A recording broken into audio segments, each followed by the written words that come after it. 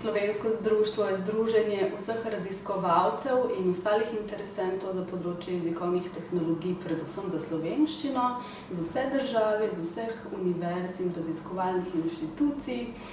V okviru društva pokrivamo jezikovne tehnologije tako za pisni jezik, za govorjeno slovenščino, za osebe s posebnimi potrebami, večjezične tehnologije in podobno. Jezikovne tehnologije so pa razna avtomatska orodja, ki pomagajo procesirati jezik v pisni obliki ali pa govorjeno slovenščino. Vsi recimo poznamo črkovalnik v Wordu, to je en tak primer zelo razširjene popularne jezikovne tehnologije. Zelo popularen postaja tudi Google Translate, recimo strojni prevajalnik, ki ga vsi uporabljamo, ali pa recimo aplikacije, kot so Siri na telefonih, to je pa en primer pametne govorne tehnologije.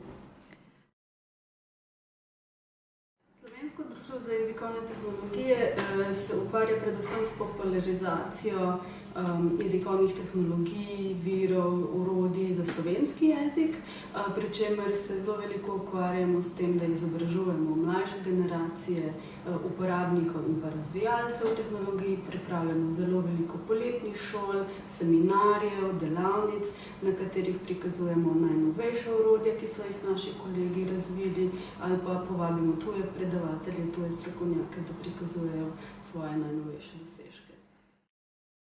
Člani društva so jezikovni tehnologi z računalniškim ozadjem, korpusni jezikoslovci s slovenističnim ali jezikoslovnim ozadjem, tudi pedagoški profili so naši člani in pa razni drugi sorodni poklici, s katerimi so se srečali pri svojem vsakdanjem delu, recimo terminologi, prevajalci in podobno.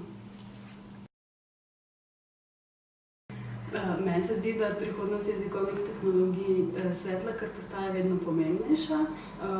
Srečujemo se z vedno večjimi količinami jezikovnih podatkov na spletu, ki se jih ne bo več dalo na roke obdelovati.